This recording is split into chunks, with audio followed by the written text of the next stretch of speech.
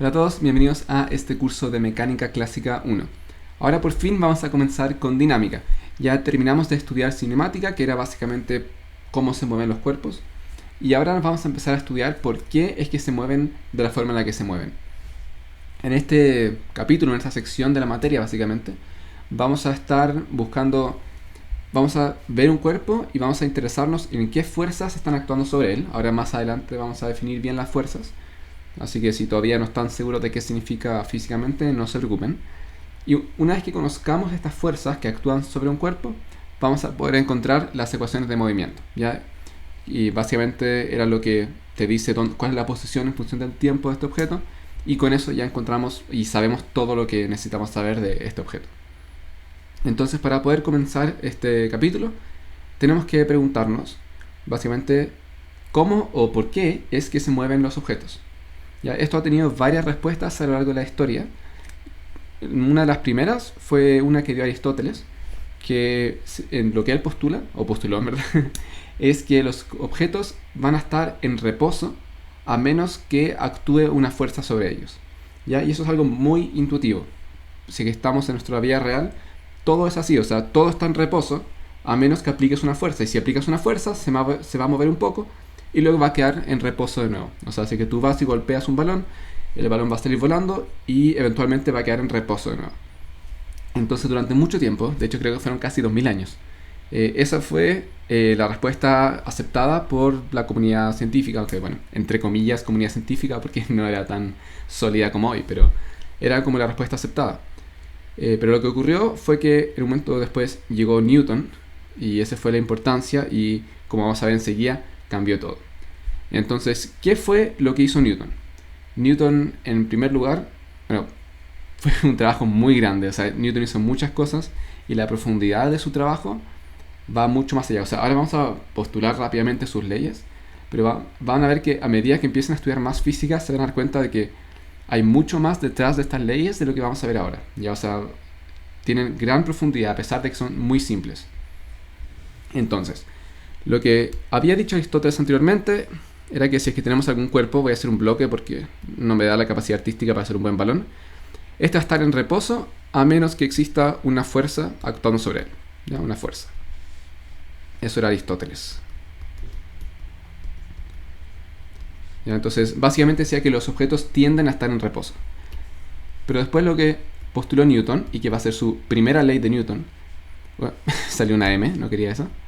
Entonces lo que dice Newton es que esto no es así, que los objetos no tienden a estar en reposo, sino que tienden a mantener uniforme su movimiento, o sea, tienden a estar con su velocidad constante. ¿Ya? O sea, básicamente los objetos están con una velocidad constante a menos que actúe una fuerza sobre ellos. ¿Ya? El tema es que anteriormente Aristóteles, por ejemplo, no tomaban en cuenta que cuando se aplica una fuerza, existen fuerzas disipativas, que lo vamos a ver después, que puede ser el roce con la superficie donde está, puede ser el roce con el viento, con el aire y muchas cosas más. Entonces la primera ley de Newton lo que establece es que, estoy pensando si escribirlo, si lo voy a escribir con esto mejor, es que todos los cuerpos mantienen una velocidad uniforme a menos que se ejerza una fuerza sobre ellos. Ahora lo voy a correr para que se vea bien. Ya, esta es la primera ley de Newton. Ya, seguramente ya la habían escuchado antes. A ver, déjenme achicar un poco esto. Ya. Seguramente ya lo habían oído antes. Y como digo, esto tiene gran profundidad. O sea, puede sonar como bastante obvio para nosotros, pero vamos a ver que estas leyes, tenerlas claras, te permite plantear un formalismo matemático en los problemas y por tanto puedes realmente resolver muchas situaciones físicas. Entonces esa es la primera ley de Newton. Luego viene la segunda ley de Newton. Bueno, obviamente vamos a estar por ahora viendo formas simplificadas. Como digo, esto tiene infinita profundidad y vamos a comenzar por ahora por arriba y a medida que estemos haciendo problemas vamos a ir ahondando cada vez más y cuando tengamos más y más materia esto se va a ir agrandando más.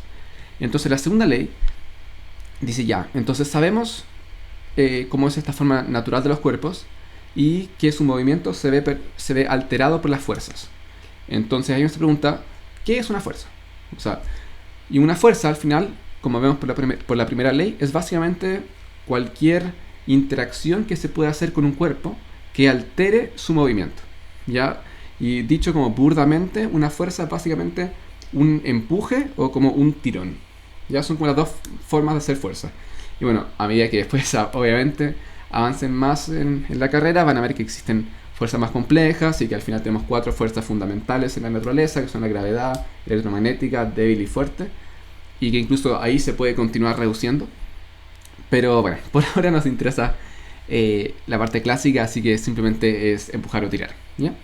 Entonces, como digo, ya sabemos que las fuerzas cambian el movimiento, pero ¿cómo lo cambian? Ya, o sea, no nos sirve simplemente saber como cualitativamente que la cambian. ¿Cómo la cambian? Queremos una fórmula, necesitamos algo que podamos utilizar. Entonces, en parte como por motivos experimentales, en otra parte por teoría, Newton se dio cuenta de que la fuerza produce una aceleración en el cuerpo, pero esta fuerza, o sea, si aplicas la misma fuerza sobre un cuerpo o sobre otro, no te va a producir la misma aceleración, ¿ya? Porque depende de un factor, y esa es algo que se llamó masa, ¿ya? Entonces se definió la masa simplemente como una resistencia natural que tienen los objetos al movimiento. Y mientras más se resisten al movimiento, más masa tienen.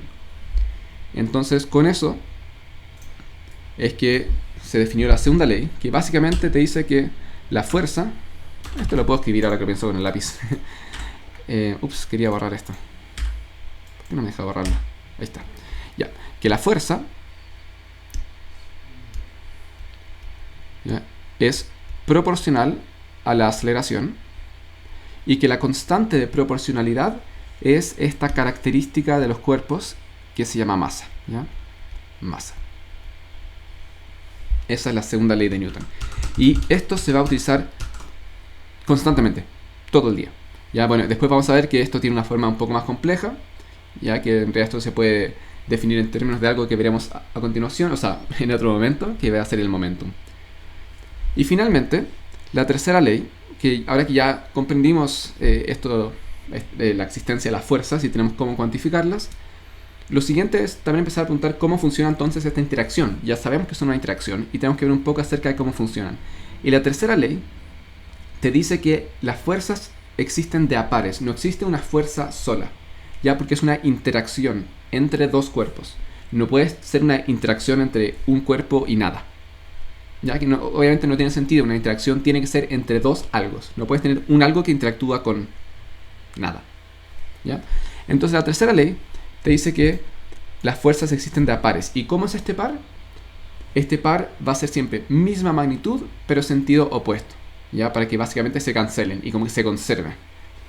Porque al final, si es que no se conservase, estaríamos como creando algo de la nada y eso no se puede.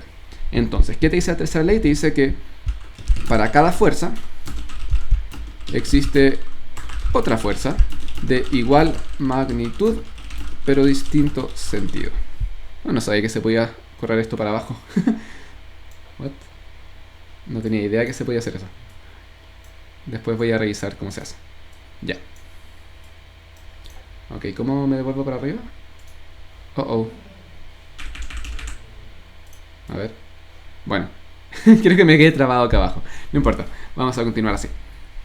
Entonces, esta es la tercera ley de Newton, ¿ya? Estas son las tres leyes.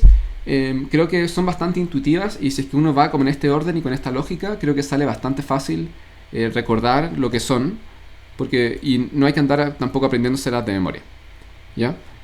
Y bueno, es esto más que nada lo que les quería contar por ahora. Estas son las leyes de Newton y por ahora quizás no parezca como nada especial, pero vamos a ver que esta forma de representar la realidad, o sea, el hecho de poder poner en números lo que está ocurriendo en nuestra realidad, es lo que nos permite resolver problemas físicos, ¿ya? Y por tanto, en las siguientes clases vamos a ver exactamente cómo podemos resolver un problema físico. Así que eso fue todo por esta clase. Nos veremos en la siguiente.